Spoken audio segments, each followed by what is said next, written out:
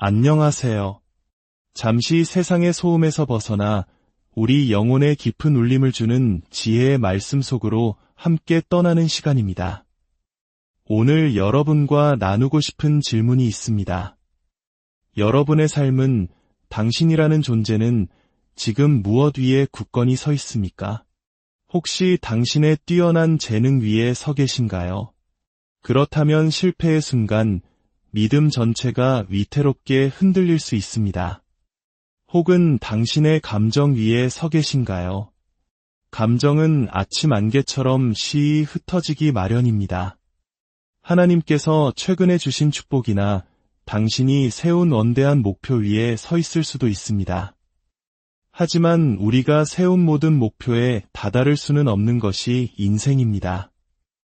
위대한 사도 바울조차도 빌립보서에서 푯대를 향하여 달려가노라고 고백했습니다.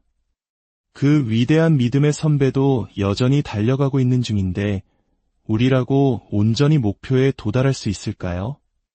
아마 어려울 것입니다. 바로 이 지점에서 사도 바울은 놀라운 비밀을 우리에게 알려줍니다. 그는 하나님께서 자신을 교만하지 않고 오직 은혜 안에 머물게 하시기 위해 그가 전혀 원치 않았던 특별한 선물을 주셨다고 고백합니다. 천국에는 선물을 교환해주는 프로그램이 없기에 그는 그 선물을 평생 안고 가야만 했습니다. 고린도후서 12장에서 바울은 이렇게 말합니다. 나를 너무 자만하지 않게 하시려고 내 육체의 가시를 주셨습니다. 그리고 이어서 그 가시는 사탄의 사자라고 설명합니다.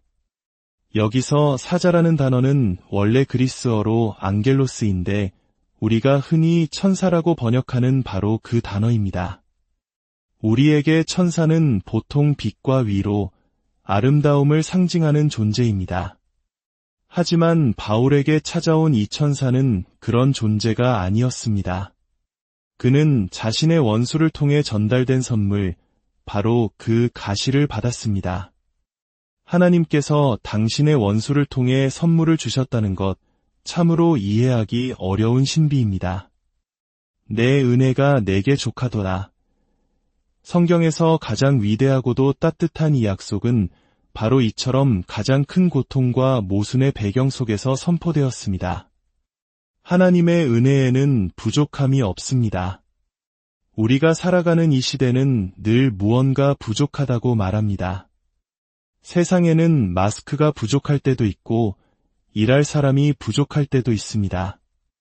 여러분 각자의 삶의 자리에서도 무언가 결핍을 느끼고 계실 겁니다. 제 주변만 봐도 그렇습니다. 우리의 삶에는 가시가 전혀 부족하지 않습니다. 어쩌면 지난 몇 년은 우리 모두에게 참으로 가시가 많은 시간이었을지도 모릅니다. 결혼 생활의 어려움, 자녀의 문제, 경제적인 압박, 누구에게도 말 못할 나 자신의 연약함. 수많은 가시들이 우리를 찌릅니다. 특히 고립되고 외로웠던 시간 동안 우리 마음속 어두운 곳에서 남몰래 자라난 것들이 이제 모습을 드러내며 우리를 힘들게 하기도 합니다. 세상에는 가시가 없는 사람이 없습니다.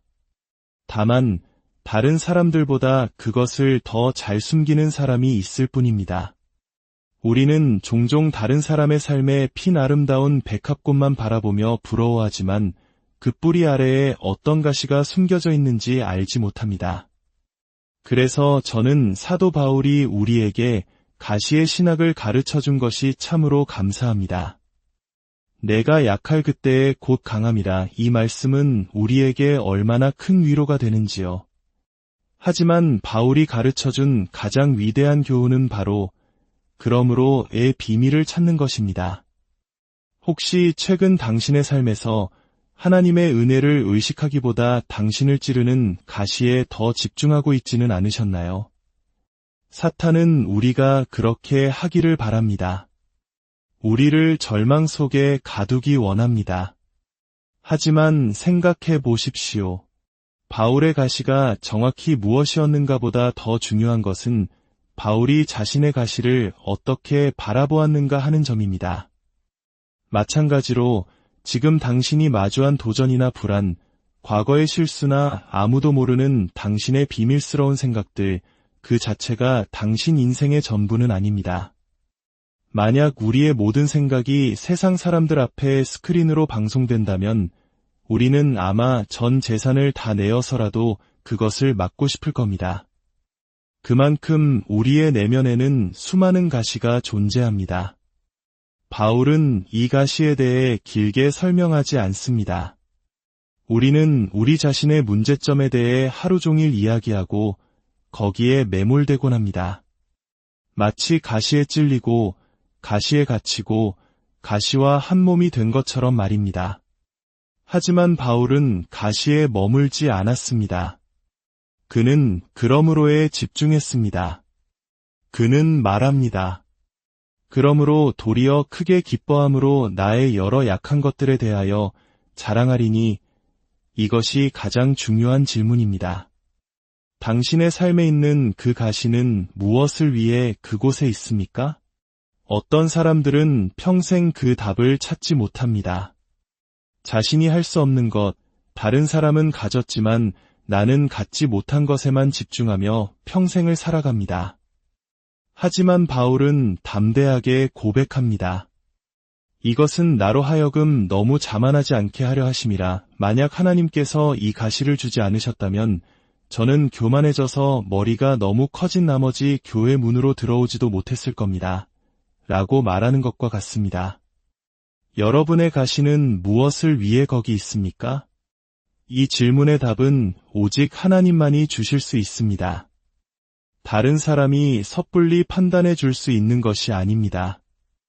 오직 하나님만이 당신에게 왜 그 재능을 주셨는지, 왜 그 아름다움을 주셨는지, 그리고 왜 그 가시를 허락하셨는지 알려주실 수 있습니다.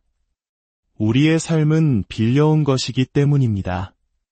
내 마음대로 쓸 수 있는 것이 아닙니다.